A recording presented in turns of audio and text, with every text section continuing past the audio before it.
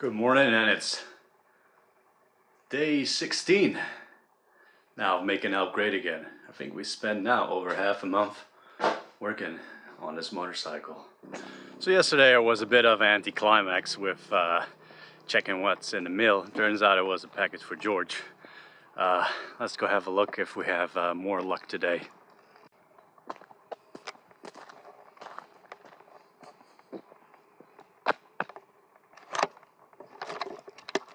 It's here.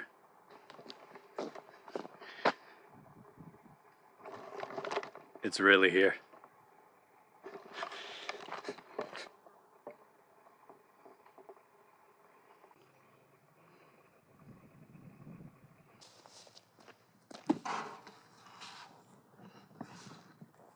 I can already tell that today is a good day.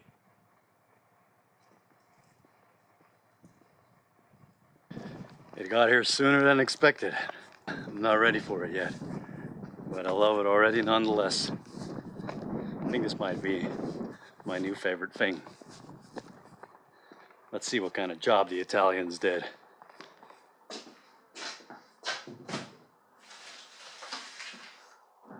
This is where my left nut is.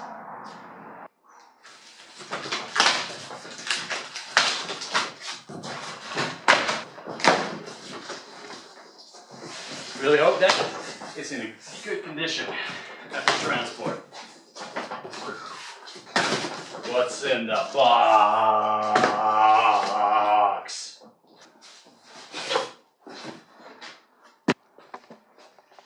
What could possibly be in here? Oh, hello.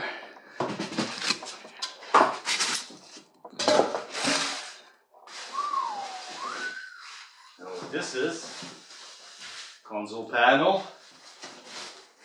Oh, it has the lights and the brackets, frame, and here it is. La pièce de résistance.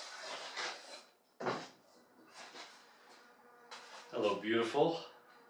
We're gonna have a really good time together. Now, for some wondering what this is a Boano rally fairing for the AfricaTwin, our D04, our D03. What's it doing on Transalp? Hell, what's an AfricaTwin tank doing on a Transalp? I think they're going to be pretty complementary.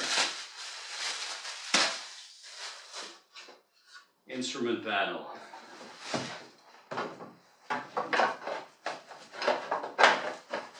Yep. And then Mr. Kozo can go here somewhere. Get some buttons, some switches. Always wanted a panel and put some switches on there. Ever since I saw that for the first time on someone's motorcycle years ago, I thought to myself, one day I'll also have like little lights and switches for extra stuff on the motorbike. Awesome. Some other nice stuff in here too, because it's a complete kit. You don't want to damage what's in here.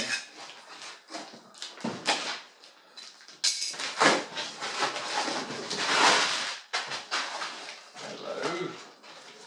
How do you do? So, say hello to Alp's new pretty eyes.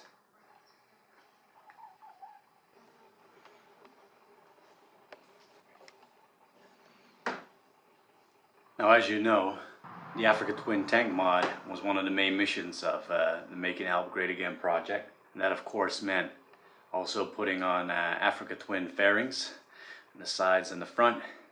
But as I was doing research, I noticed that altogether it was getting a bit pricey. You weren't even getting full quality parts. Just a single side fairing in mint condition is already pretty dear. Fairings that you would get would need a little bit of work. So what do you need to get if you want to do the complete kit? You got to do two side panels. You got to do the front, the cowl, I think what they call the front fairing.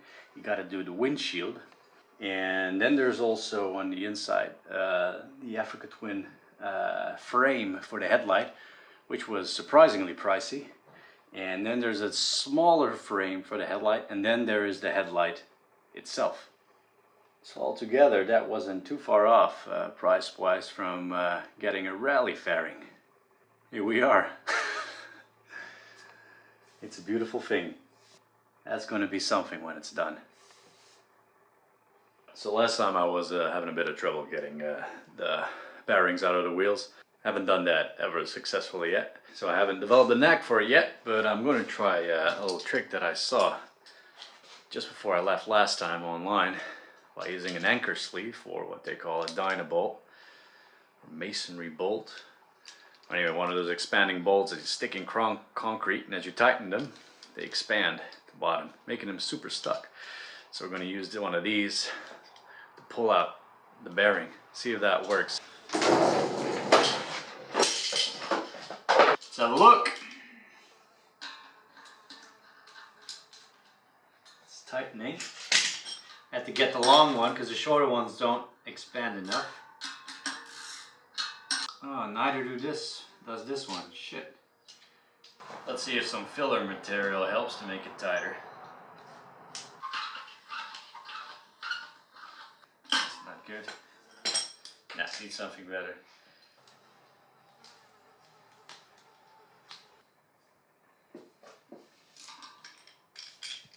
Of course not. Made the end of the pin thicker. We'll see.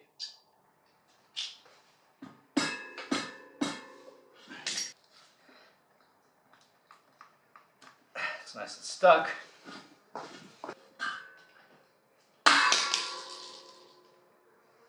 Not yet. I'll put a spring washer in there on the tip in between the expanding plates, and this is the rear wheel because that's too big for the front wheel. See if it will pull this in like I expected it to do.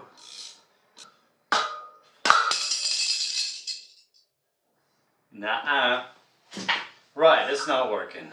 Alright, took a bit of a break from that. Bearings upstairs.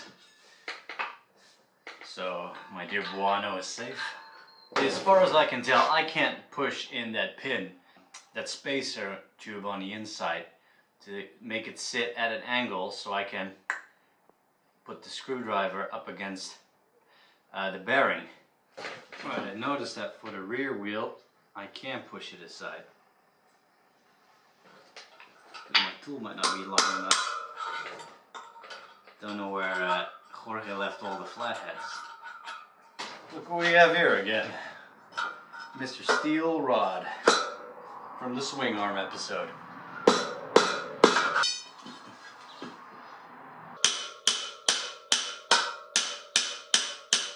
Where's that axe? So I've been over a week here and I still haven't seen George. He's yet to come back. And a lot of tools are not here. So I'll have to make do what I got. One thing I know for sure is that it's happening. It's definitely happening. Soon there'll be a liberating sound.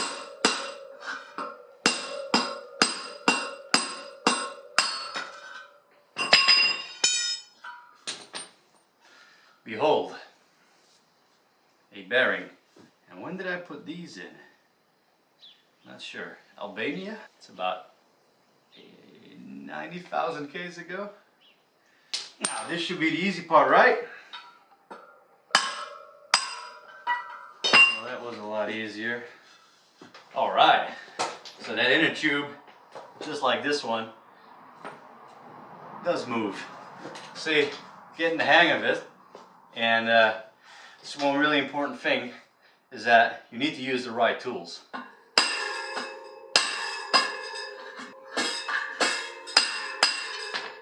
Hey!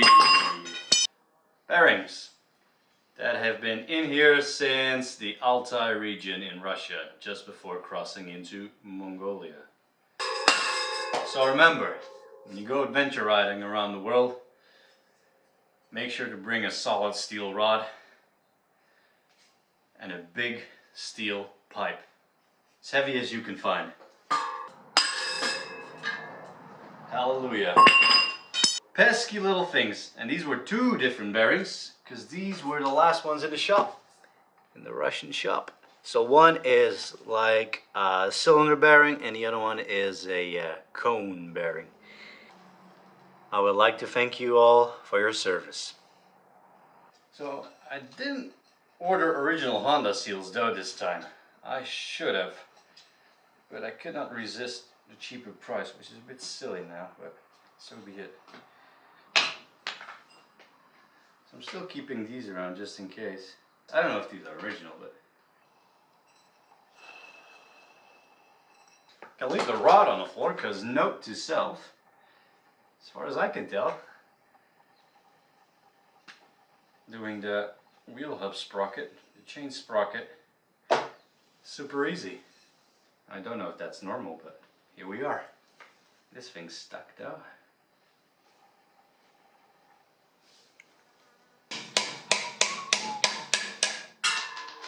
Yes! That's it! All the bearings are out. That is awesome. That's a first. Yeah, so that went from doing my head into pretty straightforward. And once you can, when you can push the spacer a bit sideways, then it becomes a lot easier to get on the edge of that bearing.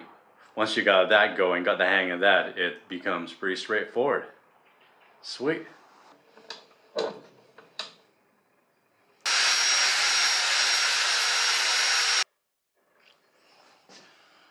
So I had to grab this out of the shed because before I thought I was going to get myself some new foot pegs, wider foot pegs, much nicer to stand on.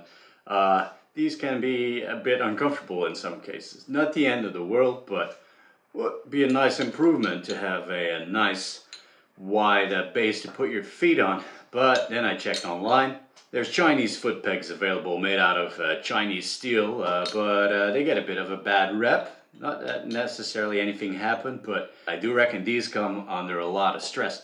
But then you go look around for some proper ones, not even real proper ones, but they're easily $200. I've even found someone doing them on a forum somewhere, but still relatively pricey. If I'm going to spend that kind of money on something like this, I might as well spend it on something else, like the rims.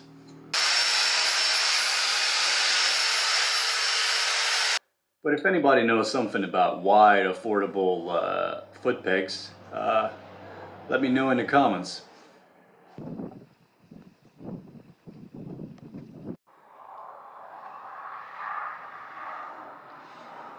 You nice and comfortable, Boano? Yeah? Well, you take it easy and rest, because you've come a long way.